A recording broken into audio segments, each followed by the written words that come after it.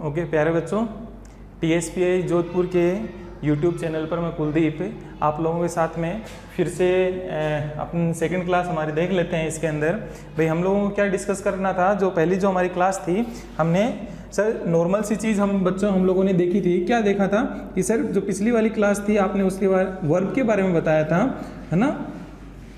और वर्ब के आपने हमें बता दिए थे कि वर्ब को क्या था, दो पार्ट थे, एक तो हेल्पिंग वर्ब थी और दूसरा क्या था, मेन वर्ब था। और फिर आपने क्या किया था, जो हेल्पिंग वर्ब वाला जो पार्ट था, इस हेल्पिंग वर्ब को आपने किस किस में बांट दिया था, मॉडल्स में, और एक मैं जिसको नाम दे देता हूँ प्राइमरी ऑक्सिलरी वर्ब्स इनको बोलते हैं। आपको इससे लेना देना नहीं है, लेकिन मैंने क्या बताया था, यहाँ पे डू की फॉर्म बताया था, बी की फॉर्म बताया था और हैव की फॉर्म बताया था। इनके बारे में आपने सर हमें डिस्कस किया था यहाँ पे, ठीक है। और जो मेन वर्ब था उसके बारे में आपने हमें बता ही दिया कि जो वाक्य में मुख्य क्रिया के रूप में जो सेंटेंस में आया रहता है वही क्या कहलाती है, मेन वर्ब कहलाती है। और मेन वर्ब के बारे में दोस्तों फिर हमने और क्या बताया था कि बिना मेन वर्ब के कोई भी सेंटेंस पॉसिबल नहीं है। मतलब कोई भी अगर वाक्य बनाया गया है तो उसमें मेन वर्ब तो होगी ही होगी, बिना मेन वर्ब के कोई सेंटेंस बन ही नहीं सकता। तो दोस्तों अभी छोटी सी इन चीज़ों को हम लोग समझते हैं कि सर आपने हमें पिछली क्लास के अंदर हमें बता दिया था कि भी डू की कौन कौन सी फॉर्म होती है, 3 फॉर्म डू की बताई थी, बी की भी 3 फॉर्म बताई थी और हैव की भी 3 फॉर्म बताई थी। ये चीज़ हमने डिस्कस कर ली थी। फिर उसके बाद में है ना थोड़ा सा देखो दोस्तों, है ना, आप लोगों को इस क्लास के अंदर मैं आप लोगों को क्या समझा देता हूँ। देखो मेन वर्ब के बारे में हम लोग थोड़ा जान लेते हैं कि भाई मेन वर्ब होती कौन सी है। देखो सबसे पहले तो ये है कि जो आप वर्ब की फॉर्म आप लोगों को मैंने याद करने के लिए दी थी ना, आप लोग जिन्हें जो वर्ब की जो फॉर्म याद कर रखी है ना, उन्हीं में से ही आपको सेंटेंस में देखने को मिल जाएगी। जैसे कि अगर सारी आपने बुक्स में जितनी दे रखी है वो सारी आपने वर्ब की फॉर्म्स आपने याद कर ली है तो वही आपको सेंटेंस में दिख जाएंगी। तो एक तो आपको उससे पता चल जाएगा कि अच्छा यही मेन वर्ब है मेरे पास में, जो आपने याद की वो सारी की सारी क्या होती है, मेन वर्ब है। क्लियर है। फिर उसके बाद में देखना यहाँ पे कोई भी सेंटेंस बिना मेन वर्ब के नहीं होता है। तो मेन वर्ब में पहचानने का देखो तरीका देख लेता हूँ कि सर इनमें आई लिख रखा है, ये सब्जेक्ट हो गया है ना, उनको तो छोड़ो आप, लेकिन मेरे को क्या है इसके अंदर मेरे को मेन वर्ब पहचाननी है। तो वर्ब क्या होता है, देखो डू आप लोगों ने याद कर रखा होगा, तो डू इसके अंदर आपको दे रखा है। तो एक डू यहाँ पे किस तरीके से काम कर रहा है, यहाँ पे देखो ये डज आ रखा है, यहाँ डिड आ रखा है। क्लियर है। तो यहाँ समझना कि सर अब यहाँ पे डू है, ये मेन वर्ब ये है, तो वर्ब इतना तो पता चल गया, लेकिन ये मेन वर्ब है या हेल्पिंग वर्ब है ये मुझे नहीं पता, ठीक है ना। अब भाई वर्ब है, वर्ब में भी कौन सी हेल्पिंग वर्ब है या मेन वर्ब है मेरे को ऐसा पहचानना है। तो यहाँ पे इसको अगर मैं देखूं भाई, अगर इसको मेन वर्ब, अब दूसरी तो कुछ नहीं बन सकती, अब ये क्या है, मेन वर्ब है। सर आपने इसको मेन वर्ब कैसे कह दिया, तो एक बार आप लोग है ना अपने स्तर पे इस चीज को ऐसे ही जान लेते हैं कि भाई इसके बिना मेरा काम नहीं चलने वाला। आई माई वर्क, सर इतनी इंग्लिश तो हमारी भी कमजोर नहीं है कि ऐसा कोई सेंटेंस हम बना दे, आई माई वर्क, है ना। इसका तो कोई मतलब ही नहीं निकलता, मतलब कहीं ना कहीं इसमें मुख्य क्रिया की जरूरत है। तो आई डू माई वर्क, हाँ अब मेरे को समझ में आ गया कि ऐसा ये सेंटेंस इसके अंदर यही मेन वर्ब है, क्योंकि इसके बिना मेरा काम नहीं चल रहा। नेक्स्ट देखना ये क्या हो गया, डज है। ये डज किसकी तरह काम में आ रखा है, यहाँ पे डज क्या है, हेल्पिंग वर्ब की तरह आ रखा है। और वांट ये क्या हो गया, मेन वर्ब इसके अंदर ये हो गया। देखना इसमें कैसे पता चला कि सर आपको कौन सा हेल्पिंग वर्ब है कौन सा मेन वर्ब है। पहली बात तो ये होगी कि मेरा वाक्य कैसा है, नकारात्मक है, नेगेटिव सेंटेंस है। तो नेगेटिव सेंटेंस बिना हेल्पिंग वर्ब के बनता ही नहीं है। तो नेगेटिव सेंटेंस बनाने के लिए वर्ब को किसकी जरूरत होती है, एक सहायक क्रिया की जरूरत होती है, हेल्पिंग वर्ब की जरूरत होती है, इसीलिए ये डज उसका काम कर रहा है। फिर देखना कि सर एक ही बात समझना यहाँ पे, भाई अगर आपने मेन वर्ब को यहाँ से हटा देते हो आप तो क्या हो जाएगा, he does not to tell a lie का कोई मतलब नहीं निकलता। अगर इसको हेल्पिंग वर्ब को आप एक बार हटा भी दो ना, he not want to tell a lie, तो हाँ मेरे को इसका कोई अर्थ कम से कम समझ में तो आ रहा है। तो यहाँ पे क्या हो जाएगा, डज आपका हेल्पिंग वर्ब की तरह काम कर रखा है, ये मेन वर्ब की तरह काम कर रखा है। जैसे कि यहाँ समझना ये डिड क्या है, हेल्पिंग वर्ब की तरह आया है, और ये नो क्या आ रखा है, मेन वर्ब की तरह आ रखा है। देखना जैसे ही मैं नो को यहाँ से हटाता हूँ तो आई डिड नॉट हिम, कोई मतलब ही नहीं निकलता। आई डिड नॉट हिम का तो कोई मतलब नहीं निकलता, है ना। लेकिन ये जैसे कि हेल्पिंग वर्ब है, आई नॉट नो हिम, हाँ सर इतनी तो मेरे को अर्थ समझ में आ गया। चलो हेल्पिंग वर्ब अगर मैं नहीं भी लगाता हूं तो मेरा सेंटेंस कुछ ना कुछ थोड़ा अर्थ दे देता है। मान लिया वो ग्रामेटिकली करेक्ट नहीं है, इंग्लिश के हिसाब से आपने अगर डिड नहीं लगाया तो करेक्ट नहीं है, लेकिन इसका मतलब तो समझ में आ रहा है ना, आई नॉट नो हिम, है ना। अगर इसको हटा देता हूं तो इसका मतलब ये हो गया कि सीधी सी बात है सर, मुख्य क्रिया तो सेंटेंस के अंदर होनी चाहिए, बिना मुख्य क्रिया के कोई भी सेंटेंस पॉसिबल नहीं है। तो बिना वर्ब के कोई भी सेंटेंस पॉसिबल नहीं है, कोई भी वाक्य नहीं बनेगा। इतनी चीज आपको क्लियर हो गई, क्योंकि पिछले क्लास में मैंने बताया था कि बिना मेन वर्ब के कोई सेंटेंस नहीं होता। हाँ सर हमें अब समझ में आ भी गई चीज। है ना। इसमें मैन वर्ब तो होनी ही होनी चाहिए, तभी एक अर्थ निकलेगा, अदरवाइज कोई अर्थ नहीं निकलता है। तो सर इसमें आपने इन तीनों सेंटेंस में हमें क्या समझाने की कोशिश करी है, जो ये 3 सेंटेंस आपने पहले से ही लिख रखे थे, इसमें क्या समझाने की कोशिश करी है, इसमें वही चीज समझाने की कोशिश करी है दोस्तों मैंने, क्योंकि मैंने आपको एक चीज यहाँ बताई थी, हेल्पिंग वर्ब के ये जो 2 पार्ट हैं, इसके अंदर मॉडल्स में तो कौन कौन आ जाएंगे, अभी मैं पढ़ाऊंगा तब सब बताऊंगा। कैन, कुड, सेल, शुड, में, माइट, मस्ट, ये सारे के सारे क्या होते हैं, मॉडल्स होते हैं, है ना। कैन, कुड, में, ये सारे के सारे क्या है, एक्सेट्रा लिख देता हूं मैं, ये सारे के सारे मॉडल्स होते हैं। और इसमें एक चीज आपने सर एक चीज हमें याद करवाई थी कि ये हमेशा सेंटेंस में हेल्पिंग वर्ब के रूप में आते हैं, मैन वर्ब के रूप में ये कभी भी नहीं आते हैं। और जो ये हैं सारे के सारे, ये सेंटेंस में हेल्पिंग वर्ब के रूप में भी काम में आते हैं और मैन वर्ब के रूप में भी काम में आते हैं। सर इस चीज को थोड़ा सा आप और समझा दीजिए कि जो डू की फॉर्म है और बी की फॉर्म है, हैव की फॉर्म है, ये वाक्य के अंदर मैन वर्ब की तरह भी आते हैं और हेल्पिंग वर्ब की तरह भी आते हैं। तो यहाँ समझना दोस्तों कि सर आपने हमें बताई थी डू की फॉर्म कौन कौन सी थी। एक तो क्या थी, डू की फर्स्ट फॉर्म तो कौन होती है, डू डज, सेकेंड फॉर्म कौन होती है, डिड होती है, और थर्ड फॉर्म कौन होती है, डन होती है। डू, डिड और डन, ये तीनों फॉर्म आपकी लिखी हुई है, ठीक है। तो सर हमें एक चीज यहाँ से समझ में आ गई, ये वर्ब की थर्ड फॉर्म है, ये सेकंड फॉर्म है, ये फर्स्ट फॉर्म है। और यहाँ हमने ये देख भी लिया, ये देखो जो डू है, डू, डिड और डन है, ये सेंटेंस के अंदर देखो ये मैन वर्ब की तरह भी आ रखा है, और ये देखो इसकी सेकंड फॉर्म, ये जो इसकी जो है ना डज है, ये हेल्पिंग वर्ब की तरह आता है, हेल्पिंग वर्ब की तरह भी आ रहा है, मैन वर्ब की तरह भी आ रखा है। इसका मतलब जो डू और डू की जो ये फॉर्म्स हैं, ये वाक्य के अंदर हेल्पिंग वर्ब की तरह भी आती है और मैन वर्ब की तरह भी आती है। तो ये चीज मेरे पास में यहाँ पे क्लियर हो गई। अब यहाँ देखना और समझाता हूँ इसके अंदर, देखो फिर नेक्स्ट सर आपने किसकी बात करी थी, हैव के फॉर्म की बात करी थी। हैव की 3 फॉर्म कौन कौन सी थी, एक तो हैज, हैव तो फर्स्ट फॉर्म के रूप में था, फिर हैड क्या था, सेकंड फॉर्म, और थर्ड फॉर्म कौन सी थी, हैड थी। तो हैज, हैव फर्स्ट फॉर्म, ये सेकंड फॉर्म, और ये क्या थी, थर्ड फॉर्म थी। और ये वाक्य में मैंने यहाँ पे देखा इसके अंदर, तो वाक्य में ये क्या दे रखा है, देखो ये थोड़ा सा नीला पेन थोड़ा फीका चल रहा है दोस्तों, थोड़ा समझना ना।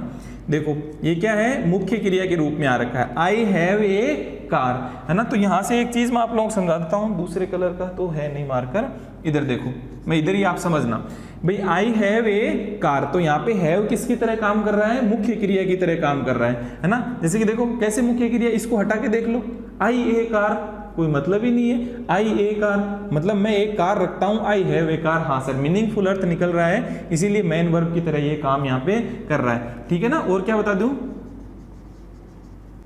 पोजेशन के लिए हैव का इस्तेमाल क्या करते हो, पोजेशन के लिए, किसी चीज के ऊपर अधिकार दिखाने के लिए, ठीक है ना, किसी चीज पर अधिकार व्यक्त करने के लिए आप किसका इस्तेमाल करते हो, हैव का इस्तेमाल करते हो, ठीक है ना दोस्तों। तो हैज और हैव का इस्तेमाल और किस तरीके से होता है, किसी चीज पे अधिकार दर्शाने के लिए आप किसका इस्तेमाल करते हो, हैव का इस्तेमाल करते हो। नेक्स्ट यहाँ पे समझना, जैसे कि I have not seen him, seen यहाँ पे क्या हो गई, मैन वर्ब हो गई, और हैव यहाँ पे क्या रखा है, हेल्पिंग वर्ब की तरह काम आ रखा है। इधर देखो ये हैज हेल्पिंग वर्ब की तरह काम आ रखा है, ही हैज और रिटन ये क्या हो गया, मैन वर्ब हो गया, ठीक है दोस्तों। तो यहां समझना कि सर हैज और ये भी क्या हो गया, हैज और हैव, इसकी भी क्या है, इसकी फॉर्म, तीनों फॉर्म क्या है, कभी सेंटेंस में मैन वर्ब की तरह आ रहा है और कभी क्या है सेंटेंस में ये हेल्पिंग वर्ब की तरह काम में आ रहे हैं। हैज, हैव, हैज की और इसकी देखो हैव की तीनों फॉर्म कभी सेंटेंस में क्या आती है आपके पास में, मैन वर्ब की तरह काम आती है, और कभी क्या आ रखी है आपके पास में, हेल्पिंग वर्ब की तरह काम आ रखी है। क्लियर है दोस्तों। तो मैन वर्ब समझ में आ गया, देखो ये मैन वर्ब ही है, आई हैव नॉट हिम, कोई अर्थ ही नहीं निकलता, इसका मतलब मुख्य क्रिया के रूप में कौन काम कर रखा है, मैन वर्ब। इसको एक बार आप हटा भी दो, आई नॉट सीन हिम, हाँ सर इंग्लिश ग्रामेटिकली सही नहीं है लेकिन अर्थ तो समझ में आ रहा है एटलीस्ट।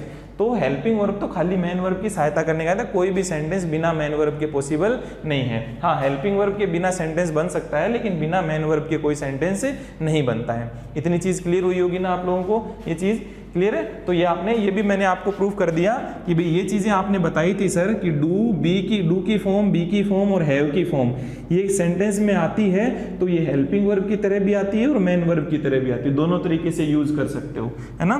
फिर उसके बाद में बी की फॉर्म के बारे में अभी नहीं बताया है, तो बी की फॉर्म मैंने आप लोगों को समझाई थी। बी की फॉर्म कौन कौन सी है, 2 सेंटेंस के माध्यम से आप लोग समझ लो। भाई बी की फॉर्म कौन कौन सी थी, बी, इज, एम और आर, ये कौन सी थी इसकी, बी की फर्स्ट फॉर्म थी, और वॉज और वर, वॉज और वर क्या थी इसकी सेकंड फॉर्म थी, और थर्ड फॉर्म कौन सी हो गई, बीन।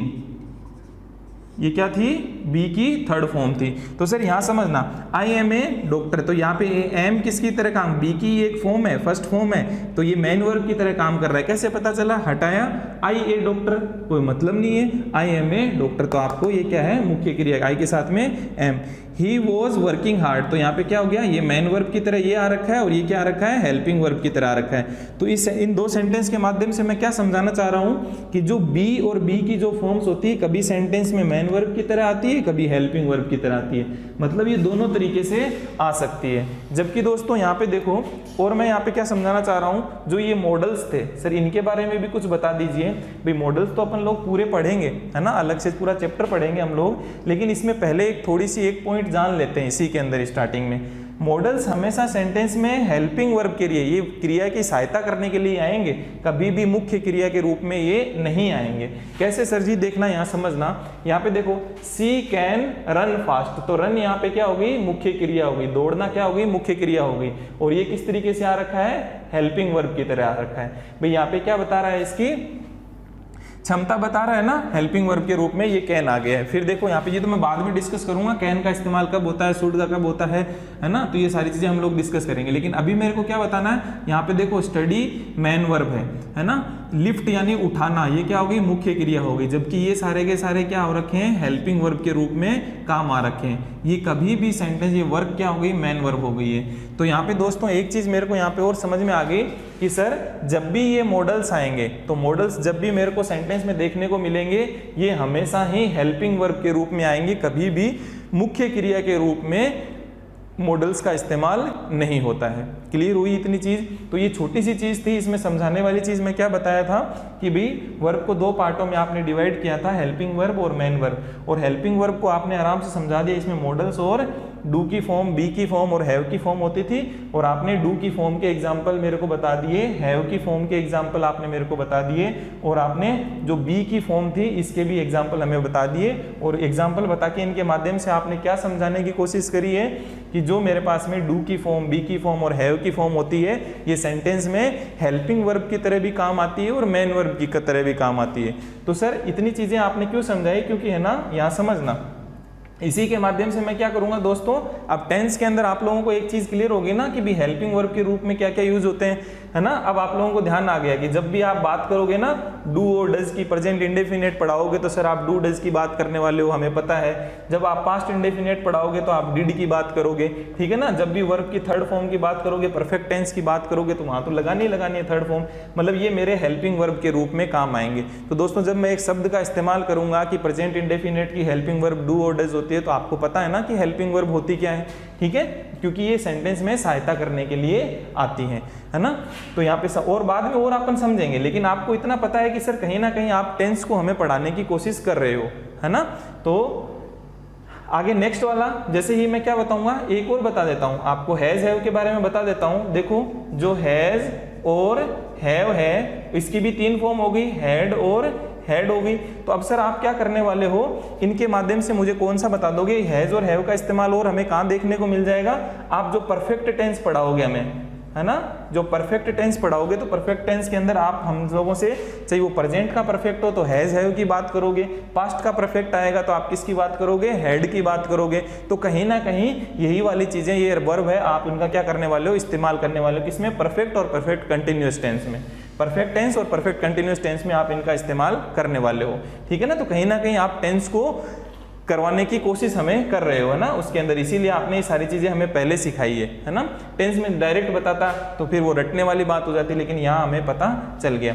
नेक्स्ट वाला देखो, बी की फॉर्म की जब मैं बात करूंगा तो देखो इज, एम और आर की जैसे ही बात करूंगा तो आप क्या बात करोगे सर, प्रेजेंट कंटिन्यूअस की जब बात करोगे तो इनकी बात करोगे।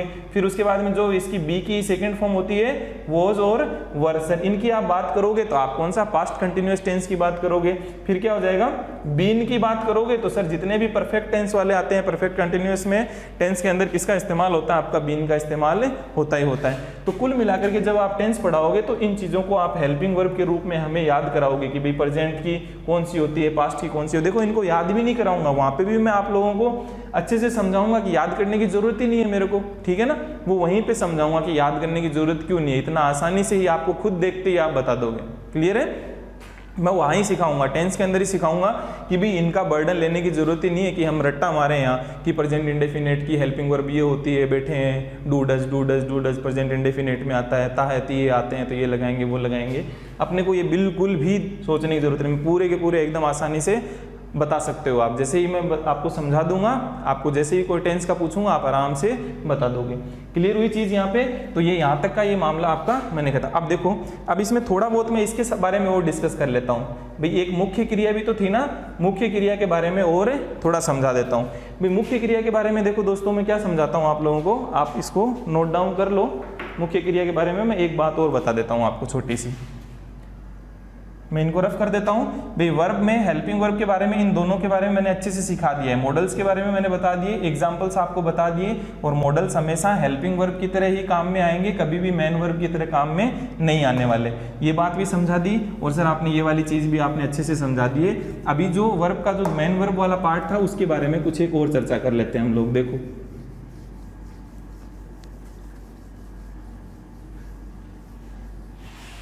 देखना, एक छोटे से पॉइंट बता देता हूं आप लोगों को, है ना। आप छोटे से पॉइंट है, इनको जो भी चीजें मैं बता रहा हूं ना, देखो आप अपनी लैंग्वेज में लिखते रहा करो। मैं तो बहुत कुछ बोलता हूं, लेकिन उनको जो बोली हुई जो चीजें हैं ना, उनको आप ध्यान में रखो। कैसे? जैसे ये चीज आपने अच्छी चीजें बताई, आपने यहाँ पे देखना हैव वाले में आपने अच्छी बात क्या बताई, जब भी अधिकार की बात आएगी तो हम किसका इस्तेमाल करेंगे? हैव का इस्तेमाल। हैज और हैव का इस्तेमाल किसका? पोजीशन का। जब बात आएगी तो हैज और हैव का इस्तेमाल हम लोग करेंगे। फिर आपने इसी के अंदर ही बातों बातों में दूसरी बात हमें क्या बता दी कि भाई जब हैज और हैव का जो आप बता रहे हो तो इनका इस्तेमाल और कहाँ होता है? जब आप परफेक्ट टेंस की बात करोगे, है ना, परफेक्ट टेंस की, या फिर परफेक्ट कंटिन्यूस की बात करोगे, है ना, परफेक्ट कंटिन्यूस टेंस की बात करोगे तो हेल्पिंग वर्ब के रूप में भी इनका इस्तेमाल होता है। क्लियर है चीजें? तो बातों बातों में सर आपने ये चीजें हम लोगों को सिखा रहे हो। क्लियर है? फिर उसके बाद देखना, अब मेन वर्ब के बारे में मैं डिस्कस करता हूँ ना, मुख्य क्रिया के बारे में। तो मुख्य क्रिया जो होती है, मुख्य क्रिया की हमेशा क्या होती है? वर्ब की फर्स्ट फॉर्म भी होती है क्रिया की, मेन वर्ब की हमेशा first form, second form, third form, इसकी आईएनजी फॉर्म और इसकी एस या ईएस फॉर्म भी होती है। क्लियर हुआ? तो मेन वर्ब की तो वर्ब की फर्स्ट आपने याद करी रखी है, ये तीनों तो आप याद करते हो ना, वहीं पे पांचों लिखी मिलेंगी आपको, जहां से याद करोगे ना आप, तो वर्ब की फर्स्ट फॉर्म भी होगी, ये भी होगी, जैसे कि डू, डिड, डन, डूइंग और डज, है ना। डू की अगर सारी पांचों फॉर्म याद करोगे तो क्या हो जाएगा? यहाँ पे कौन कौन सी देखने को मिलेगी आपको? डू, डिड, डन, डूइंग और does.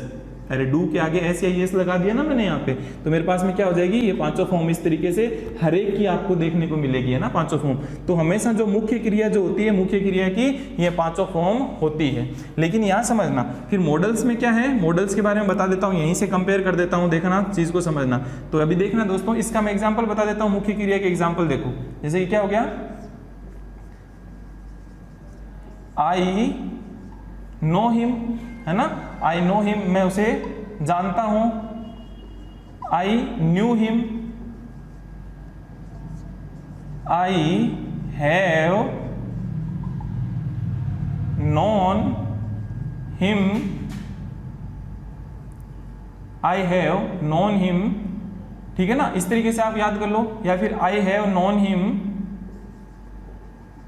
For 2 years, I have known him for 2 years, ठीक है ना दोस्तों। तो इस तरीके से आप लोग क्या कर सकते हो, इस चीज को आप लोग याद कर सकते हो कि भाई यहाँ पे क्या हो गया?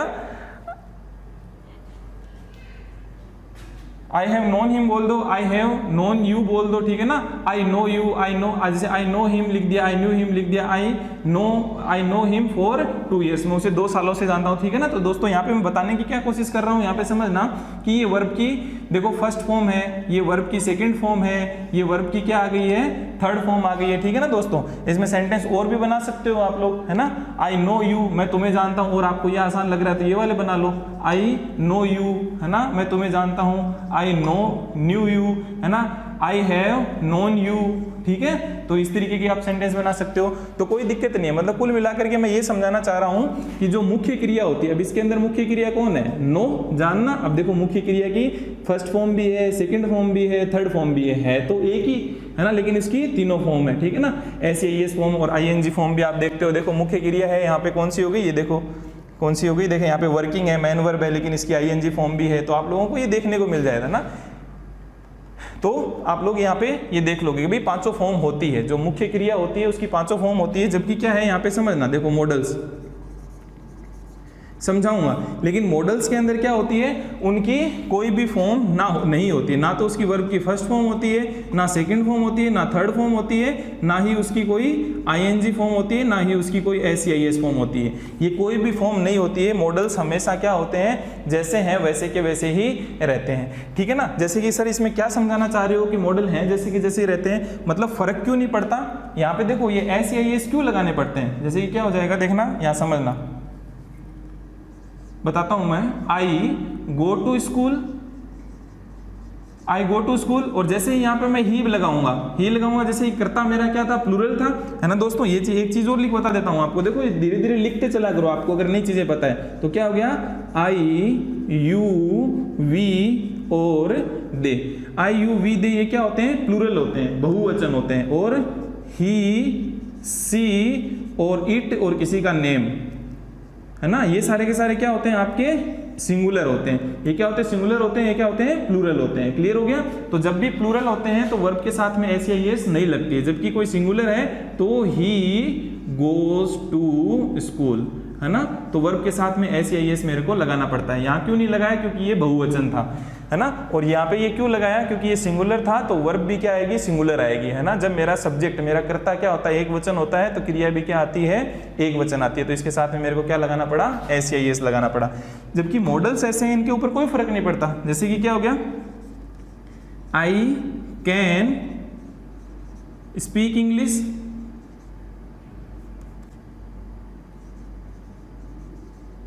I can speak English, you can speak English, और he can speak English, है ना। आई और यू ले लिया, सी ले लो, है ना। वी कैन स्पीक इंग्लिश, ठीक है ना दोस्तों। जैसे कि वी कैन स्पीक इंग्लिश ले लिया मैंने यहाँ पे, और क्या ले लो, सी ले लो, किसी का नाम ले लो, तो क्या हो जाएगा, सी कैन स्पीक इंग्लिश। तो सर इनके माध्यम से आप क्या बताना चाह रहे हो कि सर इससे कोई फर्क नहीं पड़ रहा। जब मेरा कर्ता क्या है, ये देख लो, ये दोनों के दोनों मेरे बहुवचन हैं, तो भी क्या हो गया इसके अंदर, भाई मेरा कैन है तो कैन का कैन ही रहा है, इसमें चेंज नहीं होने वाला। तो ये कैन हर जगह पे जो है वही रहा, मतलब उसका सब्जेक्ट के अकॉर्डिंग ये मॉडल एक ऐसी चीज है, इनकी ना तो कोई वर्ब की first form, second form, third form, ING form, SCIS form कुछ भी नहीं होता है। यहाँ पे कोई कैंस नहीं बनेगा, है ना, कैंड नहीं बनेगा, ये कैन का कैन ही रहने वाला है, या फिर कैनिंग जैसा, ऐसा कुछ भी नहीं होता। ना तो इनकी आईएस फॉर्म होती है, आईएनजी फॉर्म होती है, ना एससीआईएस फॉर्म होती है, ना first form, second form, third form, कुछ भी नहीं होती। ये जैसे हैं वैसे के वैसे रहेंगे, भले ही आपका सब्जेक्ट कैसा ही हो, चाहे सब्जेक्ट आपके प्लूरल हो, चाहे आपके क्या हो, सिंगुलर हो। एक वचन वाले हो तो भी कैन का कैन ही रहेगा, और ये बहुवचन वाले हैं तो भी कैन का कैन ही रहेगा।